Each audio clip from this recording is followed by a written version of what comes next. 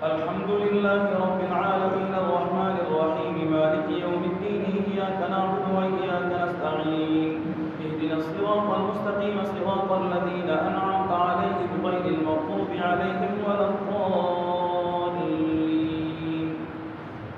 بسم الله الرحمن الرحيم ألف لام را تلك آيات الكتاب المبين إنا أنزلناه قرآنا عربيا لعلكم تعقلون. نحن نقص عليك أحسن القصص بما أوحينا إليك هذا القرآن وإن كنت من قبله لمن الغافلين. إذ قال يوسف لأبيه يا أبت إني رأيت 11 كوكبا والشمس والقمر رأيتهم لي ساجدين. قال يا بني لا تقصص رؤياك على إخوتك فيكيدوا لك كيدا إن الشيطان للإنسان عدو مبين. وكذلك يجتبيك ربك ويعلمك من تأويل الأحاديث ويتم نعمته عليك وعلى آل يعقوب كما أتمها على أبويك من قبل إبراهيم وإسحاق إن ربك عليم حكيم. لقد كان في يوسف وإخوته آيات للسائلين إذ قالوا ليوسف وأخوه أحب إلى أبينا منا ونحن عصبة إن أبانا لفي ضلال مبين. اقتلوا يوسف أو اطرحوه أرضا يخل لكم وجه أبيكم وتكونوا من بعده قوما صالحين. قال قائل منهم لا تقتلوا يوسف وألقوه في غيابة الجب يلتقطه بعض السيارة إن كنتم فاعلين. قالوا يا أبانا ما لك لا تأمنا على يوسف وإنا له لناصحون أرسله معنا غدا يرتع ويلعب وإنا له لحافظون. قال إني ليحزنني أن تذهبوا به وأخاف أن يأكله الذئب وأنتم عنه غافلون. قالوا لئن أكله الذئب ونحن عصبة إنا إذا لخاسرون. فلما ذهبوا وأجمعوا أن يجعلوه في غيابة الجب وأوحينا إليه لتنبئنهم بأمرهم هذا وهم لا يشعرون. وجاءوا أباهم عشاء يبكون. قالوا يا أبانا إنا ذهبنا نستبق وتركنا يوسف عند متاعنا فأكله الذئب وما أنت بمؤمن لنا ولو كنا صادقين. وجاءوا على قميصه بدم كذب قال بل سولت لكم أنفسكم أمرا فصبر جميل والله المستعان على ما تصفون. وجاءت سيارة فأرسلوا والدهم فأكلا دلوه قال يا بشرى هذا غلام وأسروه بضاعة والله عليم بما يعملون. وشروه بثمن بخس دراهم معدودة وكانوا فيه من الزاهدين. وقال الذي اشتراه من مصر لامرأته أكرمي مثواه عسى أن ينفعنا أو نتخذه ولدا وكذلك مكنا ليوسف في الأرض ولنعلمه من تأويل الأحاديث والله غالب على أمره ولكن أكثر الناس لا يعلمون. ولما بلغ أشده آتيناه حكما وعلما وكذلك نجزي المحسنين. الله أكبر.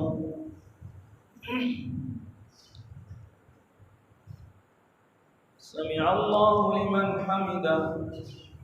الله أكبر.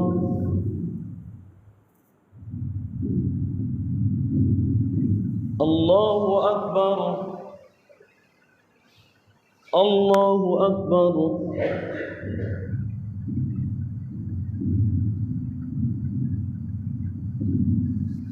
الله أكبر. الحمد لله رب العالمين الرحمن الرحيم مالك يوم الدين إياك نعبد وإياك نستعين اهدنا الصراط المستقيم صراط الذين أنعمت عليهم غير المغضوب عليهم ولا الضالين. وراودته التي هو في بيتها عن نفسه وغلقت الأبواب وقالت هيت لك قال معاذ الله إنه ربي أحسن مثواي إنه لا يفلح الظالمون.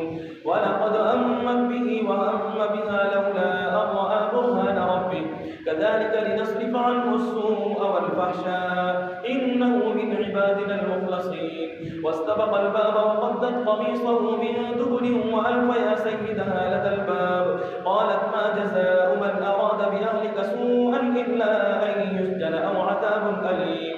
قال هي راودتني عن نفسي وشهد شاهد من أهلها إن كان قميصه قد من قبل فصدقت وهو من الكاذبين وإن كان قميصه قد من دبر فكذبت وهو من الصادقين. فلما رأى قميصه قد من دبر قال إنه من كيدكن إن كيدكن عظيم. يوسف أعرض عن هذا واستغفري لذنبك إنك كنت من الخاطئين. وقال نسوة في المدينة امرأة العزيز تراود فتاها عن نفسه قد شغفها حبا إنا لنراها في ضلال مبين. فلما سمعت بمكرهن أرسلت إليهن وأعتدت لهن متكئا وآتت كل واحدة منهن سكينا وقالت اخرج عليهن. فلما رأينه أكبرنه وقطعن أيديهن وقلن حاش لله ما هذا بشرا إن هذا إلا ملك كريم. قالت فذلكن الذي لمتنني فيه ولقد راودته عن نفسه فاستعصم ولئن لم يفعل ما آمره ليسجنن وليكون من الصاغرين.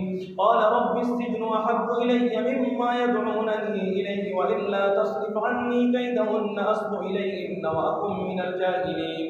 فاستجاب له ربه فصرف عنه كيدهن إنه هو السميع العليم. ثم بدا لهم من بعد ما رأوا الآيات ليسجننه حتى حين. ودخل معه السجن فتيان قال أحدهما إني أراني أعصر خمرا وقال الآخر إني أراني أحمل فوق رأسي خبزا تأكل الطير منه نبئنا بتأويله إنا نراك من المحسنين. قال لا يأتيكما طعام ترزقانه إلا نبأتكما بتأويله قبل أن يأتيكما ذلكما مما علمني ربي إني تركت ملة قوم لا يؤمنون بالله وهم بالآخرة هم كافرون. الله أكبر. السلام عليكم ورحمة الله.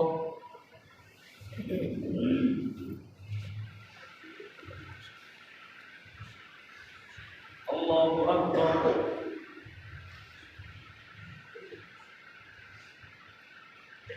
الحمد لله رب العالمين الرحمن الرحيم مالك يوم الدين إياك نعبد وإياك نستعين اهدنا الصراط المستقيم صراط الذين أنعمت عليهم غير المغضوب عليهم ولا الضالين. واتبعت ملة آبائي إبراهيم وإسحاق ويعقوب ما كان لنا أن نشرك بالله من شيء ذلك من فضل الله علينا وعلى الناس ولكن أكثر الناس لا يشكرون. يا صاحبي السجن أأرباب متفرقون خير أم الله الواحد القهار ما تعبدون من دونه إلا أسماء سميتموها أنتم وآباؤكم ما أنزل الله بها من سلطان إن الحكم إلا لله أمر أن لا تعبدوا إلا إياه ذلك الدين القيم ولكن أكثر الناس لا يعلمون.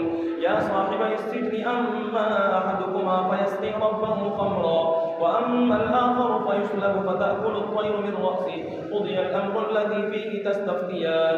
وقال للذي ظن أنه ناج منه اذكرني عند ربك فأنساه الشيطان ذكر ربه فلبث في السجن 9 سنين. وقال الملك إني أرى 7 بقرات سمان يأكلهن 7 عجاف وسبع سنبلات خضر وأخر يابسات يا أيها الملأ أفتوني في رؤياي إن كنتم للرؤيا تعبرون. قالوا أضغاث أحلام وما نحن بتأويل الأحلام بعالمين. وقال الذي نجا منهما وادكر بعد أمة أنا أنبئكم بتأويله فأرسلون. يوسف أيها الصديق وافتنا في 7 بقرات سمان يأكلهن 7 عجاف و7 سنبلات خضر وأخر يابسات لعلي أرجع إلى الناس لعلهم يعلمون.